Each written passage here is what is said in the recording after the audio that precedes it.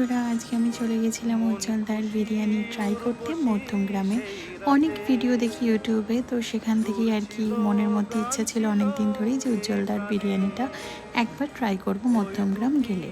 তো সেখান থেকে নিয়ে নিয়েছিলাম বিরিয়ানি। আর এই যে উজ্জ্বলদা এখানে দাঁড়িয়ে আছেন, অনেক মানুষের সঙ্গে কথা বলছেন। আমি জাস্ট বিরিয়ানিটা নিতে গেছিলাম, আর বিরিয়ানিটা খেয়ে যদি ভালো লাগে তোমাদের সাথে রিভিউ দেবো, এটার জন্যই বিরিয়ানিটা জাস্ট প্যাক করে নিয়েছিলাম, একটা চিকেন বিরিয়ানি আর একটা মাটন বিরিয়ানি। তো বাড়িতে এসে জাস্ট প্লেটিং করার পর তোমাদেরকে দেখাচ্ছি কীরকম কি দেখতে ছিল। এটা ছিল মাটন বিরিয়ানি। এই যে মাটনের পিসটা, যেটা দেখেই বুঝতে পারছো কীরকম, মানে খুব কালো কালো আর কি মাটন। আর তারপরে রাইসটাও এরকম ছিল। আর ডিমটা আলাদাভাবে তোমাদেরকে কিনে নিতে হবে যদি তোমরা মনে করো এটার সাথে ডিম নেবে।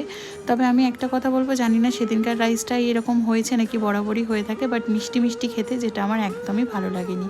এটা আমি অনেস্ট